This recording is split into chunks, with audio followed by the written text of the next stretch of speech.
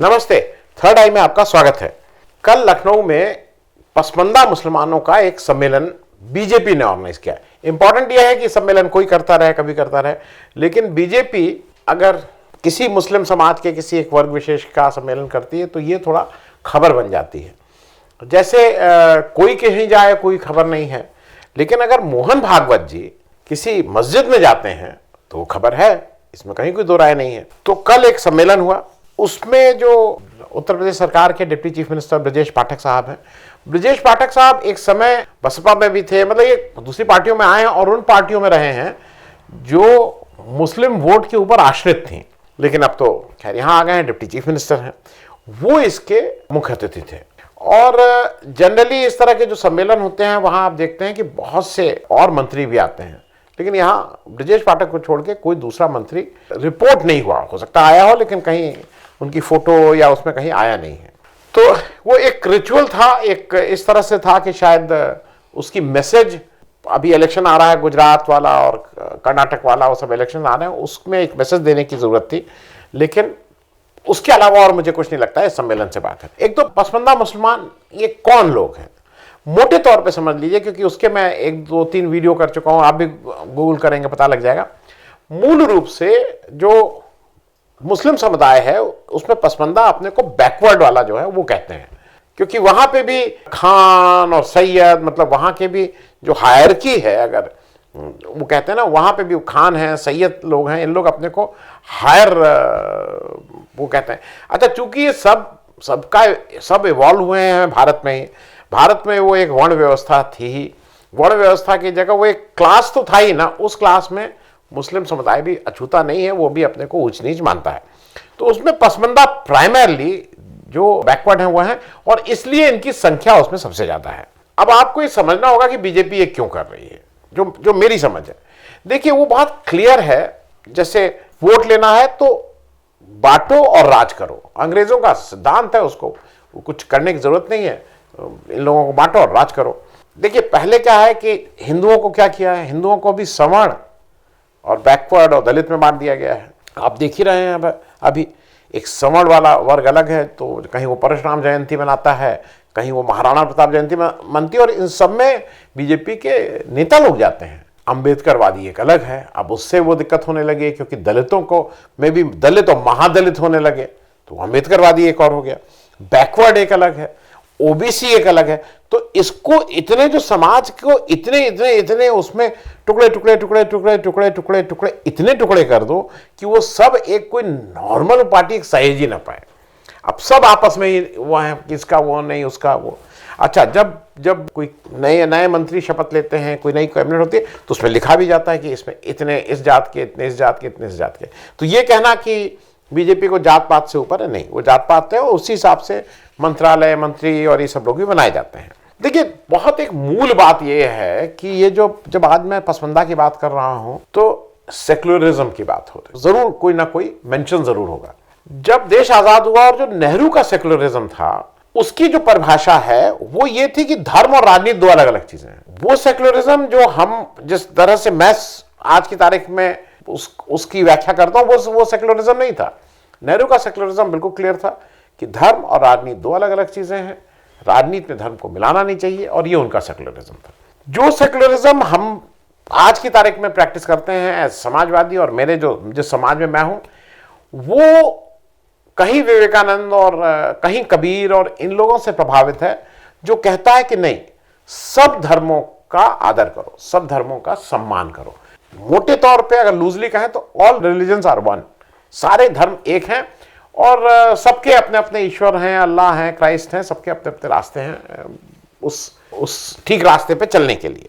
लेकिन जो भाजपा है वो ये कहती है, वो जो सेक्युलरिज्म उसके हिसाब से कि अगर आप दूसरे, तो वो कहती है कि नहीं, ये सेक्युलरिज्म जो है, अगर आप ये कहते हैं कि बाकी धर्म बराबर, तो आप एक धर्म विशेष का अपीजमेंट कर रहे हैं। मुस्लिम समुदाय के लिए कहती है कि इनका अपीजमेंट, कांग्रेस इतने साल तक उनका अपीजमेंट करती थी, तो अगर कांग्रेस कुछ मुसलमानों के बारे में सोचे या कुछ करे तो वो अपीजमेंट कहलाता है। बीजेपी अगर वही पसमंदा मुसलमानों का सम्मेलन करे तो वो सर्वधर्म संभाव की बात हो जाती है, वो फिर वो अपीजमेंट नहीं है। क्योंकि आप अगर इलेक्शन से पहले फ्रीबीज दें तो आप ये बोलते हैं कि हम सामाजिक न्याय की लड़ाई लड़ रहे हैं, और दूसरा अगर कोई इलेक्शन से पहले कुछ फ्रीबीज दे तो वो रेवड़ियां बांटता है, क्योंकि आपने इसकी पूरी व्याख्या, उसका पूरी डेफिनेशन ही अपने हिसाब से तोड़ मरोड़ ली है। क्योंकि जैसे मैं बिल्कुल देखिए स्पष्ट है, इसमें कोई नई रेसिपी, नए रास्ते की जरूरत नहीं है।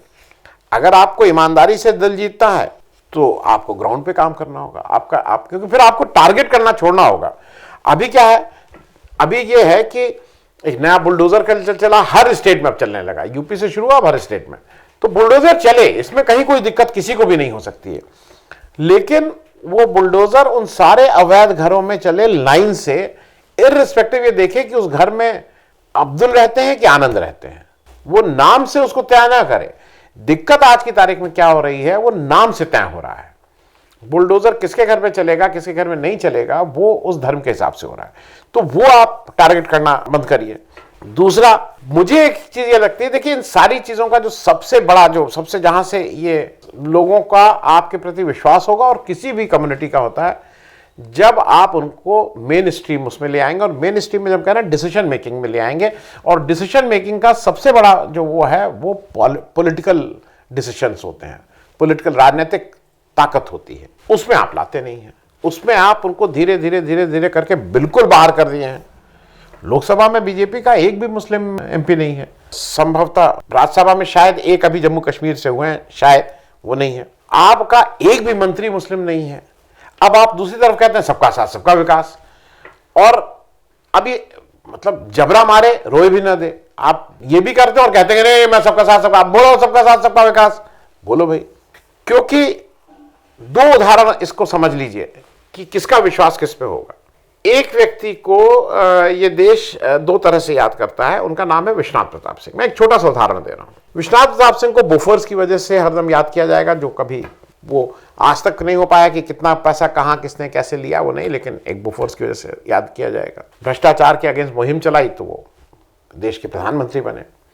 दूसरा, उनको मंडल आयोग की वजह से याद किया जाता है, और वो एक अलग वो है, बैकवर्ड उनको अपना मसीहा मानते हैं। सवर्ण आज भी उनको अगर गांव पे चले जाइए तो सवर्ण उनको ये मानता है कि उन्होंने हम लोगों का बिल्कुल सत्यानाश कर दिया और उन्होंने खराब काम किया। उन्हीं विश्वनाथ प्रताप सिंह का मैं हवाला दे रहा हूं।